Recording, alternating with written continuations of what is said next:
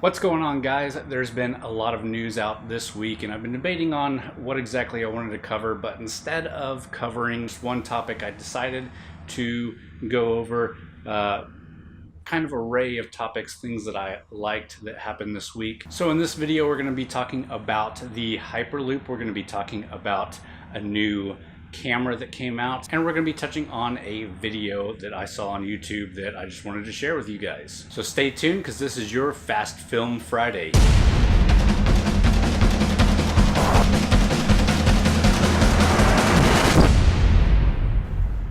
Alright, so talking about Hyperloop. A Hyperloop was an idea or a design from Elon Musk, but Elon Musk has a lot of things on his plate with SpaceX and Tesla and things like that.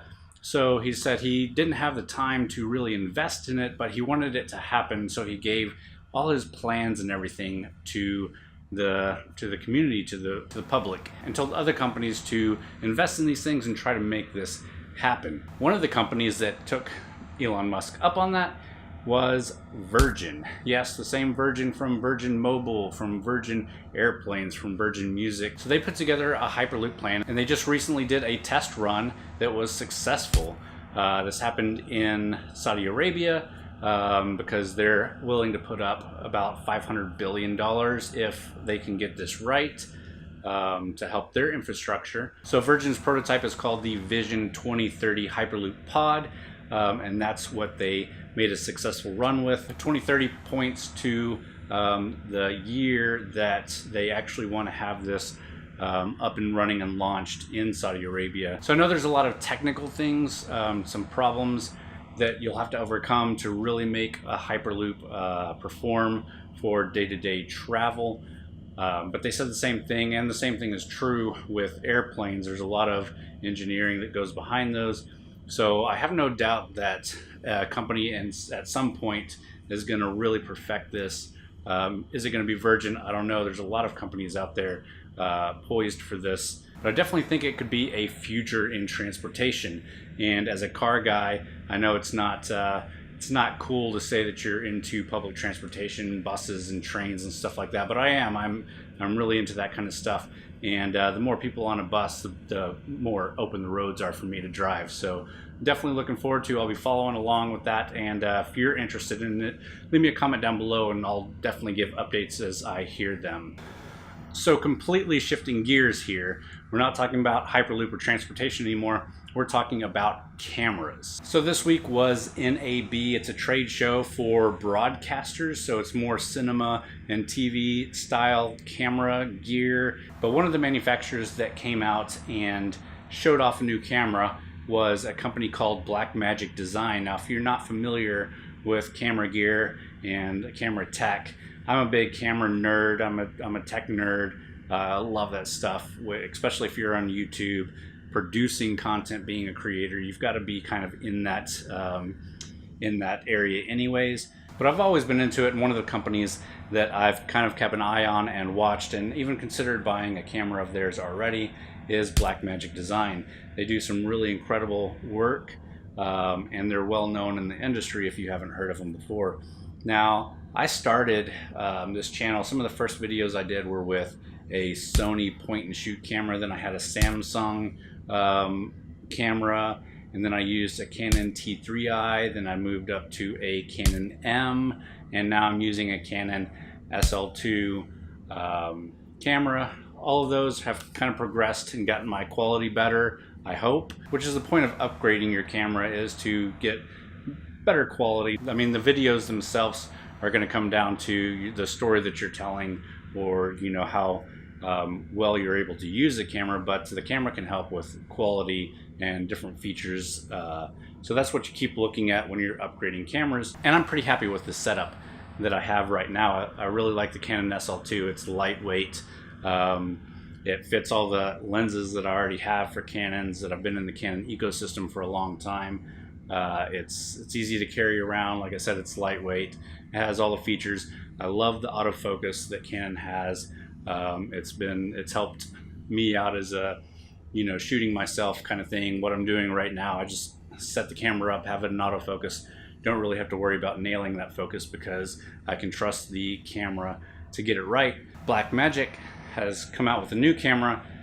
This is the Blackmagic Pocket Cinema Camera 4K. So they had a Blackmagic Pocket camera, and it had a lot of really good stuff about it, but it also had a lot of quirks and a lot of things that people didn't like about it.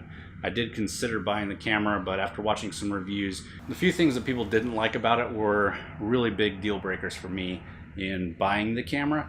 So obviously I didn't. I've also looked at other cameras. Blackmagic has a camera called the Ursa Mini Pro and the Ursa Mini. Really great cameras. A lot of people say a lot of really great stuff about them, but they're pretty expensive. This new camera though is pretty exciting. You obviously get 4K, but that 4K is from a micro Four Thirds sensor, which is a decent size. It's not full frame, but it's bigger than what was in the previous Pocket camera. You do still have a micro Four Thirds mount, so you don't have the Canon mounts, but you can buy adapters to fit pretty much any lens to these cameras. But the incredible things about it is that it can shoot in 60 frames per second in 4K. You can shoot 120 frames per second in HD. Granted, it's cropped. You can shoot in RAW format. So if you know anything about photo shooting or video shooting, if you can shoot in RAW, that gives you more potential to edit and fix things when you're editing the video or photos. So this shoots in RAW, something that the Canons just don't do unless you buy about a $7,000 up camera. You can also shoot in ProRes, which is just another format for the video files. So it's got a 5-inch display, touchscreen display on the back that has what a lot of people argue is one of the best UX designs for navigating camera controls. It's got a mini XLR port for microphones, as well as just a regular microphone port. You also get a USB-C port, which can charge the battery, or you can plug in a thumb drive or hard drive to it and record straight to that instead of your SD card, which is pretty amazing. And I think the first camera that's actually done that, so that's pretty cool. So again, I know I'm nerding out about the camera, but it is something that was just announced and I'm really excited about it. It could possibly be, it's not coming out till September, but it could possibly be my next step up to replace the Canon SL2 or add to my kind of camera bag arsenal. It looks really promising and I'm excited to see some people actually get their hands on it and test it out. It doesn't have a few things that do worry me. So it doesn't have a flip out screen. So if I'm recording myself, I can't see what I'm doing unless I have a monitor attached. Not a huge deal. It doesn't have continual autofocus, so it can't keep track of focus as you move like the Canon is like one of the best cameras at doing. And again, if I want to use my Canon lenses, I'll have to buy an adapter, otherwise buy new lenses that actually fit on the camera itself. So there are some trade-offs, things that you got to think about, and it's a $1,300 camera, which is pretty expensive, but in the grand scheme of things with what it can do, I mean, it's being compared to $5,000 to $7,000 cameras, so that's pretty impressive. And again, I'm going to give it a look when it comes out, and we'll see if we get it and can bump up quality even more on this channel. We'll see. All right, and the last little news story that I have for you is about YouTube. So if you don't know already, if you don't know who Casey Neistat is, Casey Neistat's a huge YouTuber. You probably know him if you're on YouTube, especially if you like watching kind of vlog-like videos. He's a huge YouTuber, and he started a new series with daily vlogging again. That's pretty cool, but that's not really the exciting news that I thought it was exciting. What I thought was exciting was seeing the CEO and founder of Patreon, Jack, put out a video, really incredible video, just to reach out to Casey and get his attention, kind of, because he wants to have a meeting about some kind of business plan or whatever. That's Casey's new business stuff sparked an interest.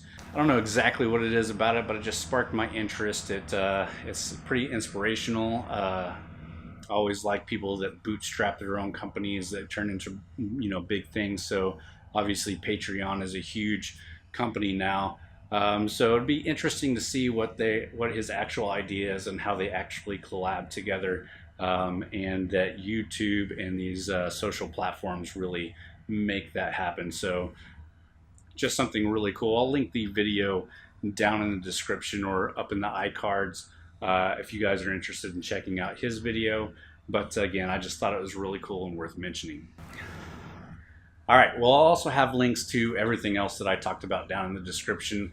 I hope you guys enjoyed this video. I know it's not necessarily to do with cars, and these Fast Film Fridays don't get a ton of views, but that's cool because I like producing them, and it just gives me more practice talking to the camera and editing videos and stuff like that. So again, I really appreciate all the people that do watch it. If you're one of those people, thank you. Leave me a comment down below. Let me know what you think about this, kind of just sharing some news and things I like from the week format.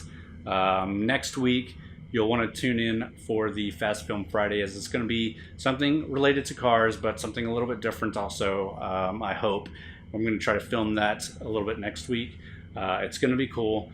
And I'm also going to the annual Texas Auto Writers event called the Texas Auto Roundup. This is where we get to test out a lot of different cars on a racetrack and not on city streets, and we're going to name like the car of Texas and family car of Texas, things like that. It's a really cool event. I've been going for at least 5 or 6 years now.